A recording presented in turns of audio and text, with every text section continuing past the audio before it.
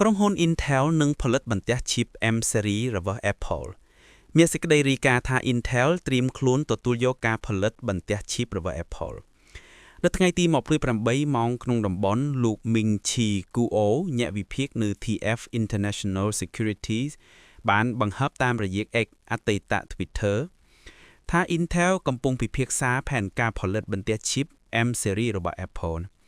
តាមរយៈកិច្ចការនេះ Intel ត្រូវបានគេរំពឹងថានឹងចាប់ផ្ដើមការដឹកជញ្ជូនជាក់ស្ដែងនៃបន្ទះ chip ទាំងនេះនៅត្រឹមត្រីមាសទី2ឬទី3នៃឆ្នាំ2027បន្ទះ chip M series ដែលរចនាដោយ Apple ផ្ទាល់ត្រូវបានប្រើប្រាស់ក្នុងកុំព្យូទ័រ Mac និង Tablet ដូចជា iPad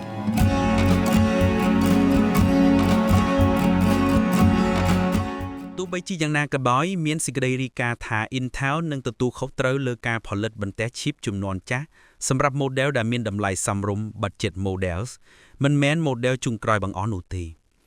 លោក Ming-Chi Kuo បានបញ្ជាក់ថាការផលិតនឹងធ្វើឡើងនៅរោងចក្ររបស់ Intel នៅសហរដ្ឋអាមេរិកដោយប្រើប្រាស់បច្ចេកវិទ្យា 18A 1.8 nanometer Apple ធ្លាប់បានប្រើប្រាស់ processor របស់ Intel នៅក្នុងកុំព្យូទ័រ Mac រួមទាំងកុំព្យូទ័រយួរដៃនិងលើតុប៉ុន្តែបានចែកផ្លូវជាមួយ Intel ចាប់តាំងពីឆ្នាំ2023នៅពេលដែល Apple ចាប់ផ្ដើមប្រើបន្ទះ chip M series លើផលិតផលទាំងអស់របស់ខ្លួនការសហការជាថ្មីជាមួយ Intel ត្រូវបានវិភាគសាជាកិច្ចខិតខំប្រឹងប្រែងដើម្បីឲ្យស្របតាមគោលនយោបាយរបស់រដ្ឋាភិបាលលោក Donald Trump ក្នុងការស្ដារវិស័យផលិតកម្មនៅសហរដ្ឋអាមេរិកលើពេលនេះ Apple ហាក់ដូចជាមានបំណងធ្វើពិភាក្សាកម្ម Diversify អ្នកផ្គត់ផ្គង់សម្រាប់ការផលិតបន្ទះ chip M series ដែលបច្ចុប្បន្នពឹងផ្អែកទាំងស្រុងលើក្រុមហ៊ុន TSMC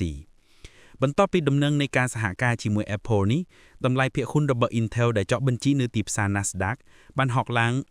10.19% ពីថ្ងៃជួញដូរមុនដោយបិទនៅត្រឹមតម្លៃ $40.56 ក្នុងការជួញដូរធម្មតា